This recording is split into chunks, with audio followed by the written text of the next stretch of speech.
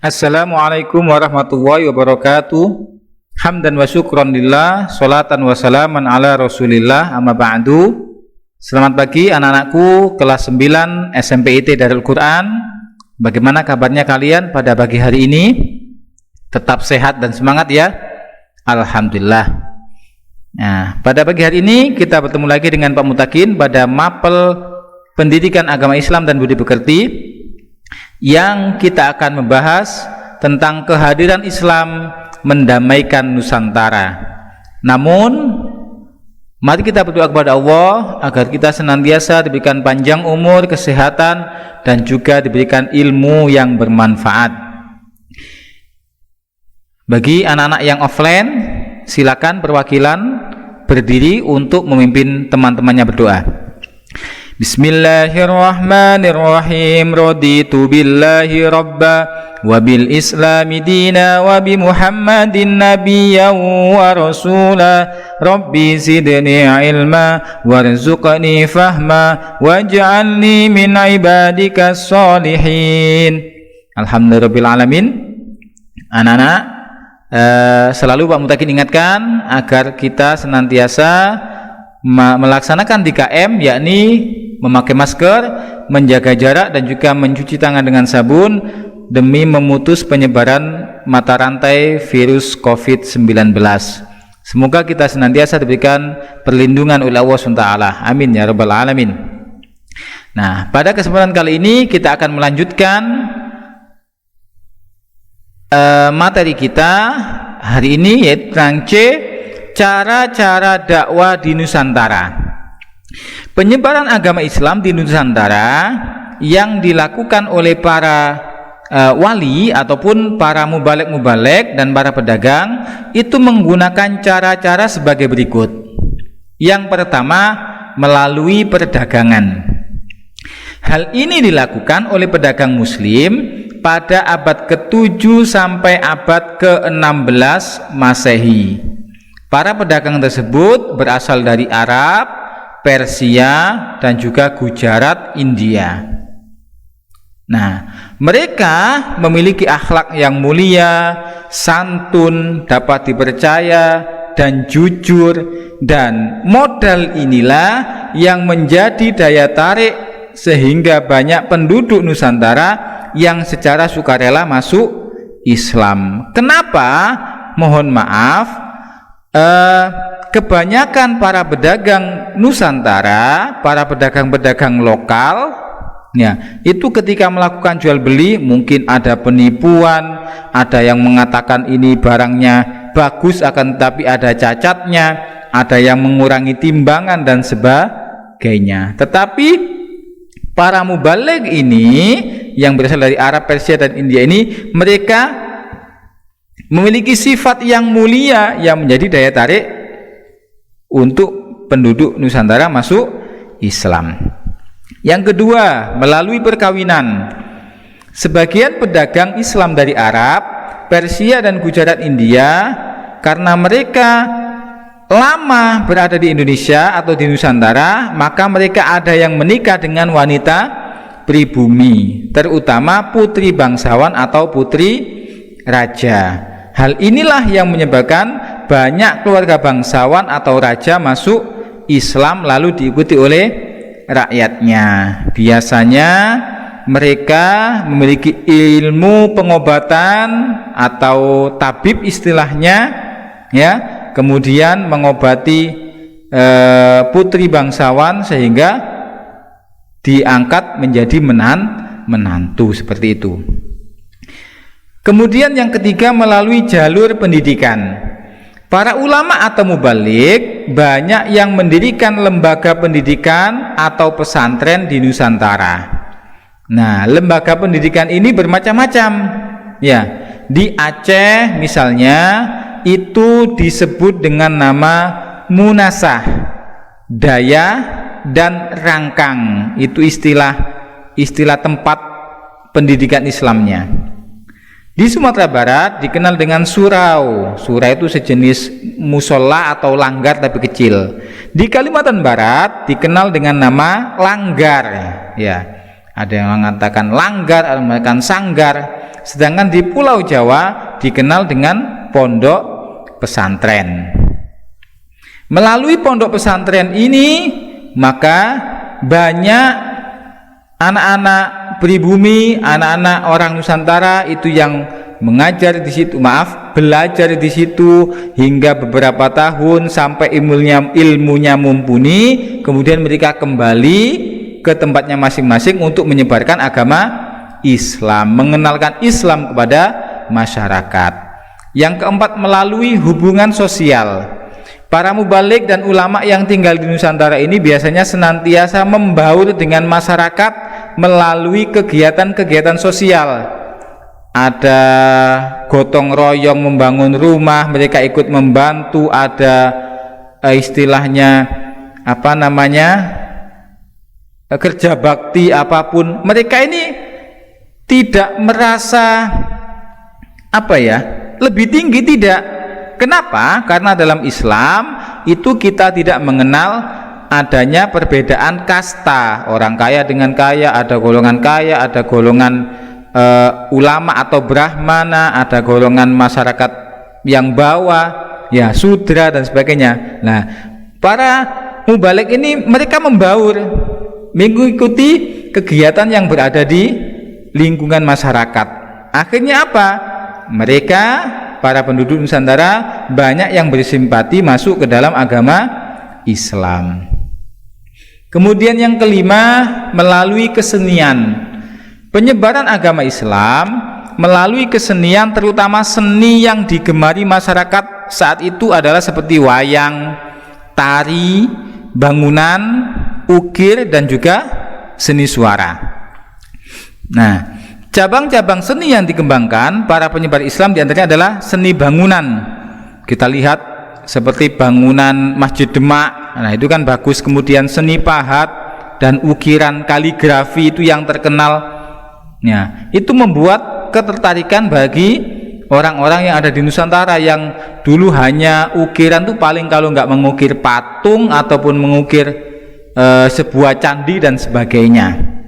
Ya. Kemudian ada seni tari yang kita kenal di Aceh, ada namanya tari saman, ya. Tari-tari itu kan ada tari sufi dan sebagainya. Kemudian seni musik seperti hadrah, rebana dan sebagainya.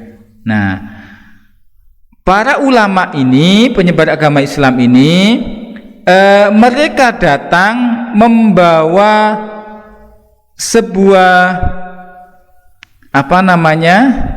kesenian yang baru, dan juga mereka memoles atau istilahnya mewarnai seni-seni yang sudah ada dengan memasukkan unsur-unsur yang bernilai Islam. Contohnya apa? Contohnya wayang.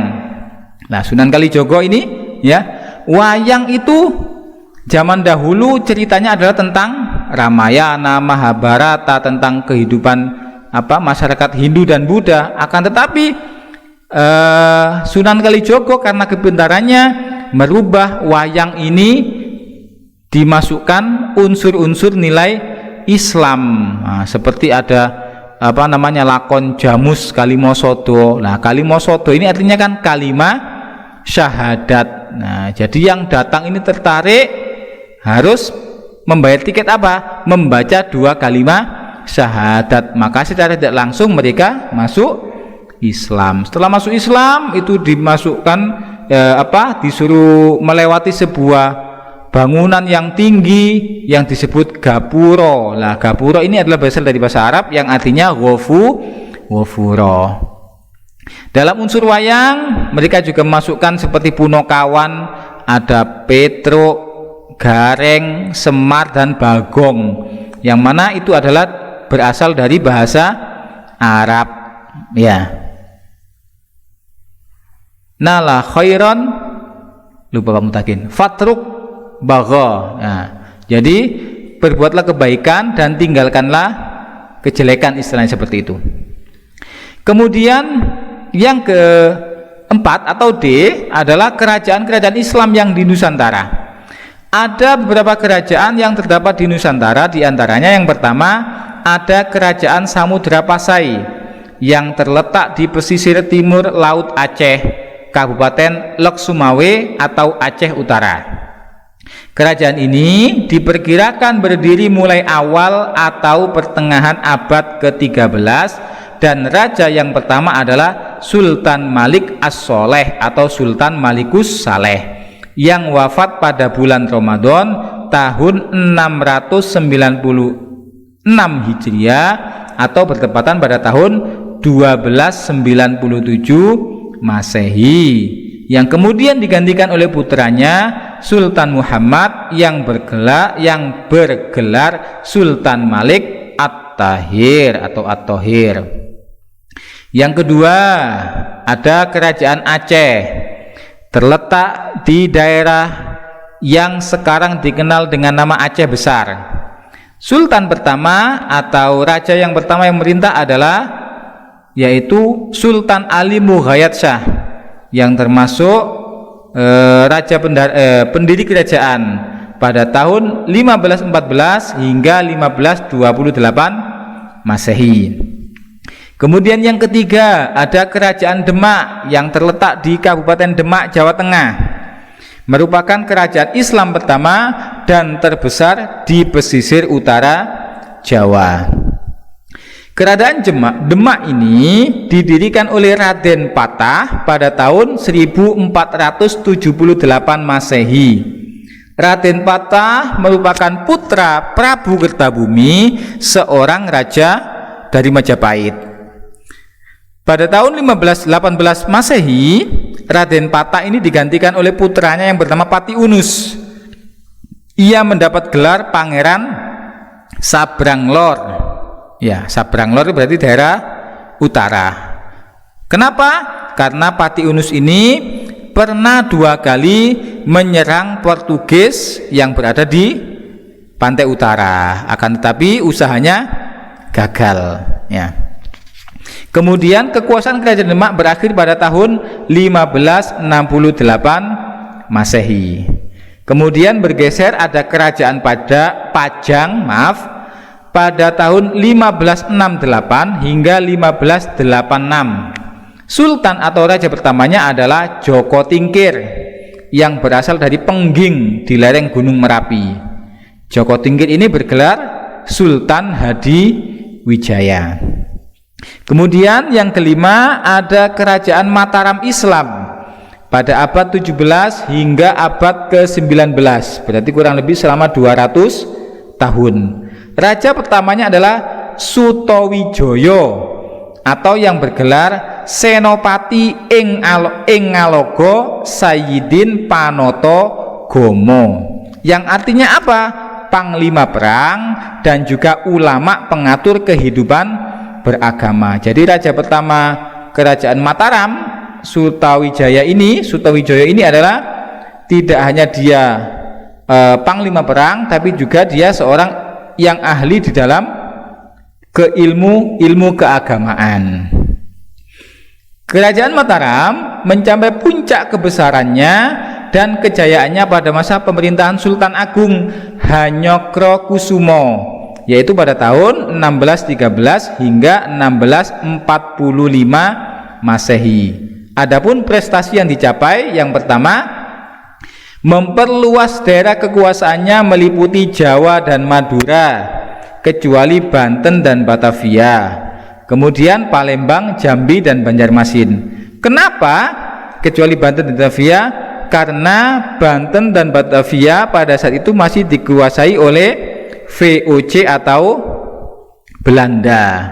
Saking kuatnya Belanda sehingga Sultan Agung belum bisa memperluas daerah kekuasaannya hingga Banten dan Batavia. Yang kedua, mengatur dan mengawasi wilayahnya yang luas itu langsung dari pemerintah pusat, yaitu berada di kota gede, ya. Yang ketiga, melakukan kegiatan ekonomi yang bercorak agraris dan maritim. Agraris ini berarti di daerah tropis, maritim berarti di daerah pesisir atau di daerah laut.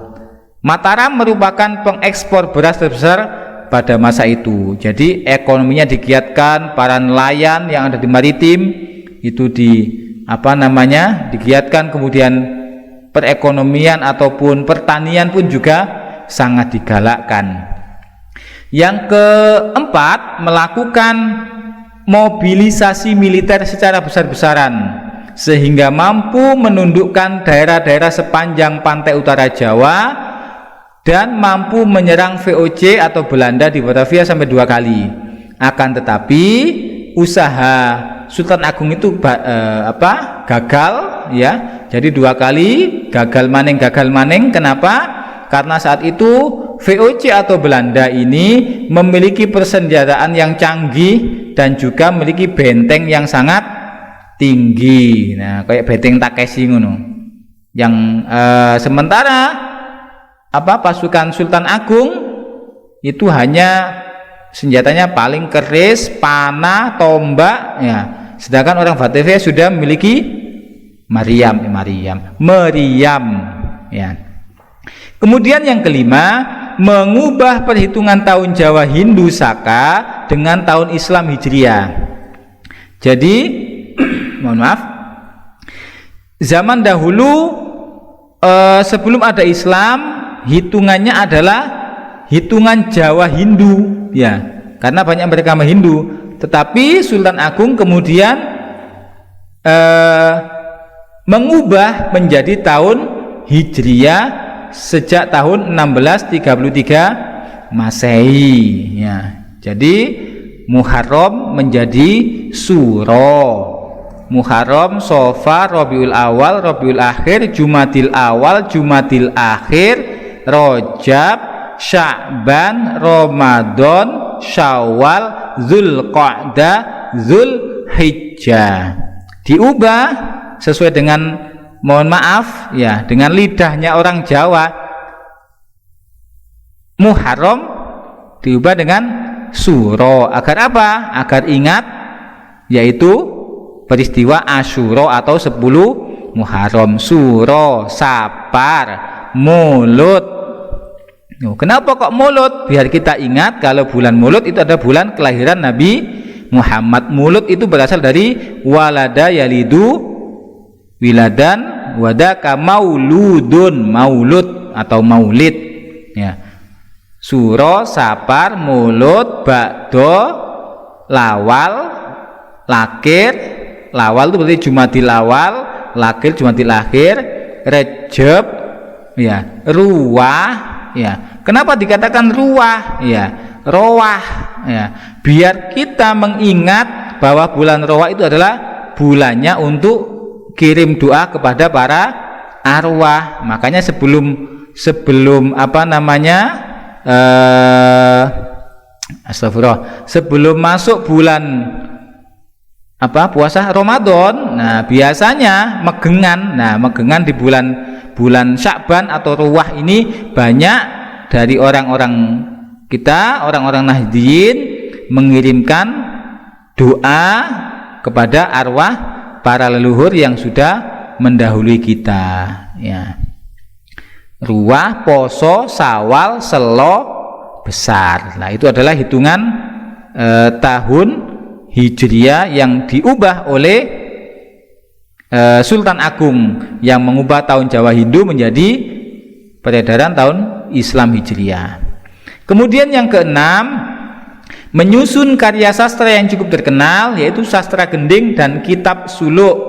Misalnya suluk Wujil pada tahun 1607 yang mana berisi wejangan Sunan Bonang kepada abdi Raja Majapahit yang bernama Wujil. Kemudian yang ketujuh, yaitu menyusun kitab undang-undang baru yang merupakan perpaduan dari hukum Islam dengan adat istiadat Jawa yang disebut Surya Alam. Kalau zaman dahulu mungkin undang-undangnya masih kental dengan nuansa Hindu, kemudian diubah sesuai dengan hukum Islam dan adat istiadat Jawa. Nah, terima kasih. Demikian yang bisa saya sampaikan. Apabila ada pertanyaan, silakan bertanya di grup WhatsApp. Dan Pak Muntakin ingatkan anak-anak, insya Allah 2 minggu lagi kalian akan melakukan PAT, yaitu penilaian akhir tahun. Maka kalian yang masih punya tanggungan tugas, jangan lupa diselesaikan. Dan jangan lupa tetap belajar di rumah dan patuhi protokol kesehatan. Wal muwaffiq ila aqwamit thoriq. Wassalamualaikum warahmatullahi wabarakatuh.